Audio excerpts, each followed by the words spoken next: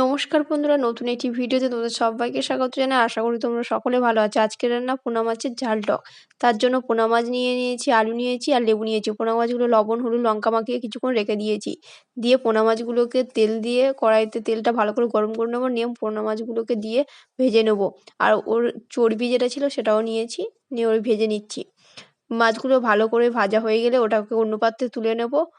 নিয়ে আবারও মুড়োটাকে আবারও ভালো করে ভেজে নেবো। নিয়ে সব মাছগুলোকে একটা অন্য পাত্রে তুলে নেবো ভাজা হয়ে গেলে। তারপরে জিরেটাকে বেটে নেবো, জিরে বাটা লাগবে ওই জন্য জিরেটাকে বেটে নেবো। তারপর কড়াইতে তেল দিয়ে দেবো, দিয়ে ওর মধ্যে জিরে ফোড়ন দিয়ে দেবো, জিরেটাকে দিয়ে আলু দিয়ে দেবো, দিয়ে আলু ও জিরেটাকে ভালো করে ভেজে নেবো। আর আলু ভাজার সময় একটু লবণ দিয়ে দেবো, দিয়ে আলুটাকে আবারও ভালো করে ভেজে নেবো। আলু ভালো করে লাল লাল করে ভাজা হয়ে গেলে আলুর মধ্যে হলুদ গুঁড়ো দিয়ে দেবো, দিয়ে হলুদ গুঁড়ো দিয়ে আলুটাকে ভালো করে কষে নেবো।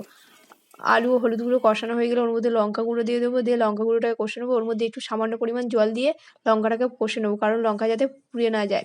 তারপরে লঙ্কা কষা হয়ে গেলে লঙ্কা গুঁড়ো ওর মধ্যে পরিমাণ মতন জল দিয়ে দেবো। দিয়ে জলটা গরম হয়ে গেলে ওর মধ্যে মাছগুলো দিয়ে দেবো। মাছগুলো দিয়ে জলটা দিয়ে ভালো করে ফুটিয়ে নেবো। ভালো করে ফোটানো হয়ে গেলে আলু সিদ্ধ হয়েছে কিনা দেখে নেবো। আর ঝোলের পরিমাণ দেখে নিয়ে ওর মধ্যে জিরে বাটাটাকে দিয়ে দেবো। জিরে বাটা দিয়ে সামান্য কিছুক্ষণ ফুটিয়ে নেবো।